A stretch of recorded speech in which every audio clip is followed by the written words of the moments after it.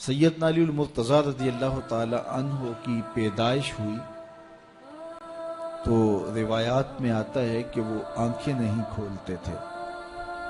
حضور مبارکباد دینے گئے اور اپنے بھائی کو دیکھنے گئے تو ان کی والدہ حضرت فاطمہ بنت اسد رضی اللہ تعالی عنہا نے کہا، بیٹا پیدا تو ہوا ہے لیکن پریشانی یہ ہے کہ آنکھیں نہیں کھولتا۔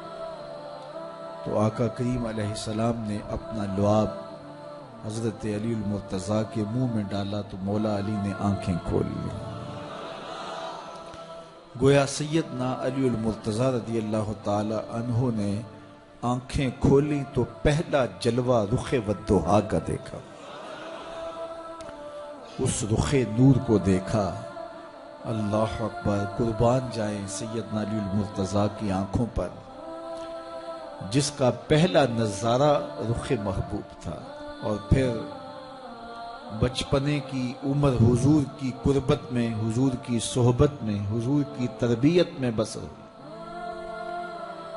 آقا کریم علیہ السلام جب اللہ کے حکم سے اعلان نبوت فرمایا تو سیدنا علی المرتضیٰ رضی اللہ تعالی عنہ نے ایمان لانے والوں میں سر فہرست اپنا نام لکھوایا، اور آقا کریم علیہ السلام کے ساتھ پھر ہر محاذ پہ کھڑے ہوئے نظر آئے۔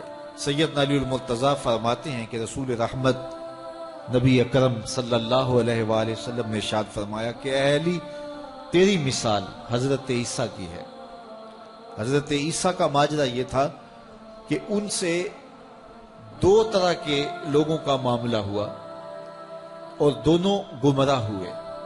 ایک وہ جنہوں نے حد سے زیادہ ان سے محبت کی اور اس قدر بڑھا چڑھا دیا کہ انہیں اللہ کا بیٹا قرار دے دیا، اور دوسرے یہودی تھے جو اس قدر بغض رکھا سیدنا عیسیٰ علیہ السلام سے کہ ان کے قتل کے درپے ہوئے، ان کی ماں پہ تہمت لگائی۔ سیدنا علی المرتضیٰ فرماتے ہیں کہ میرے حضور نے فرمایا تیری مثال بھی حضرت عیسیٰ کی، تیرے معاملے میں آ کر بھی دو لوگ برباد ہوں گے، ایک محبت کی وجہ سے برباد ہوں گے، ایک بغض کی وجہ سے برباد ہوں گے۔ ایک محبت میں ایسے افراط کریں گے، اس قدر محبت میں تجاوز کر جائیں گے، حد سے بڑھ جائیں گے کہ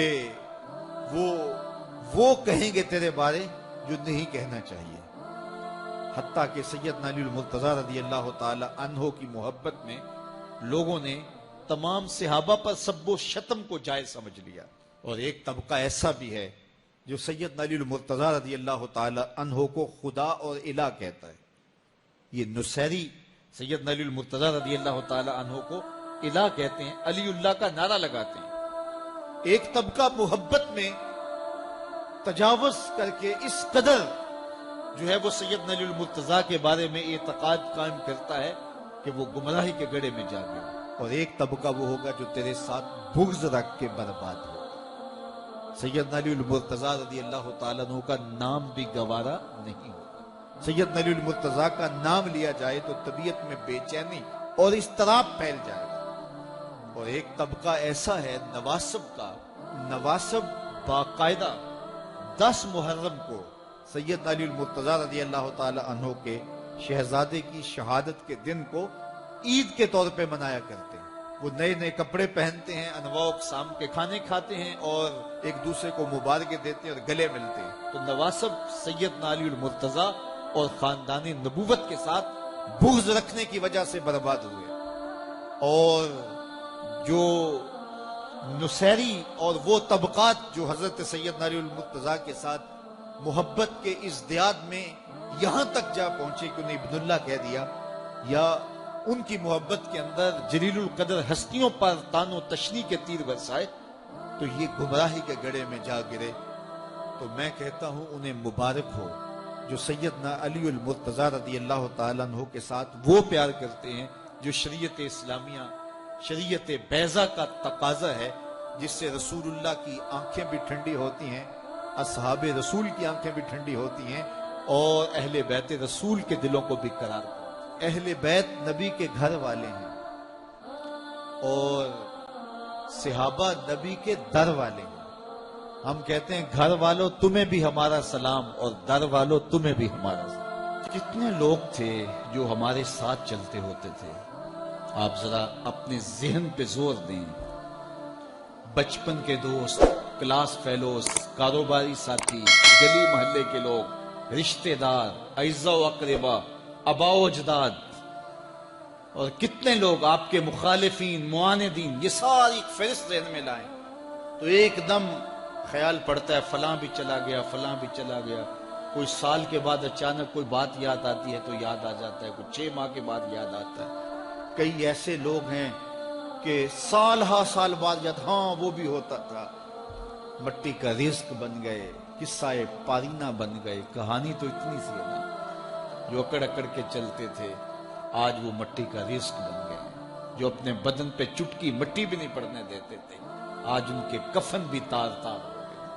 حضرت غوث اعظم فرماتے ہیں قبرستانوں میں جا کے دیکھو کیسے کیسے حسینوں کی مٹی خراب ہو رہی ہے. اللہ اکبر. بدن خاک میں مل گئے، ہڈیاں چور چور ہو گئی، ریزہ ریزہ ہو گئی. قبروں کے نشان بھی مٹ گئے، کتبے بھی ٹوٹ گئے. مٹ گیا مشتاق دل سے رنگے یاد رفتگاں. پھول مہنگے ہو گئے، قبریں پرانی. کون کسی کو یاد کرتا ہے؟ اور اسی طرح ہم مل کے مٹی کا رزق بننے والے ہیں، لیکن کوئی ایسا کام چھوڑ جائیں گے، اپنے رب سے جڑ جائیں گے، اپنے رب کے بندوں سے جڑ جائیں گے، رسول کریم کے دامن کو تھام لیں گے تو پھر موت بھی مرنے نہیں دے گی. پھر سر خرو اور سر بلند ہوں گے، پھر عزتوں کے تاج سروں پہ رکھے جائیں گے، وقار کی مسند پہ بٹھائے جائیں گے. فقیر نام تنا دا باؤ، قبر جنہ دی جیوے ہو. پھر قبروں پہ بھی چراغاں ہوگا جب ہم ان سے جڑ جائیں گے. تو یہ مختصر زندگی کی تمام تر لطافتوں کے حصول کے ساتھ گزرنی چاہیے. کتنے نوجوان ہیں جنہوں نے اپنی توبہ کو مؤخر کیا تھا بڑھاپے کے لیے اور آج قبرستانوں میں دفن ہیں. آپ جا کے قبرستانوں میں دیکھیں، وہ سوچتے تھے کہ ابھی تو جوانی ہے، جوانی سے لطف اندوز ہو لیں، بڑھاپے میں توبہ کر لیں گے.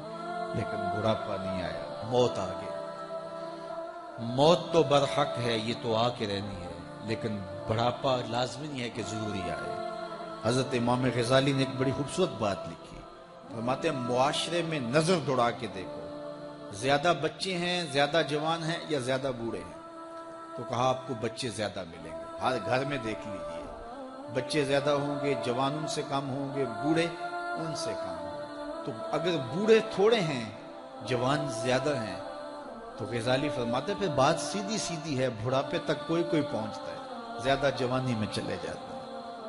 اور کہا کہ اگر جوانوں سے بچے بھی زیادہ ہیں تو پھر اس کا مطلب بھی سیدھا سیدھا ہے کہ جوانی تک سارے نہیں پہنچتے، بہت بچپن میں چلے جاتے ہیں. غرہ کس پہ، ناز کس پہ، غرور کس پہ، تکبر کس پہ؟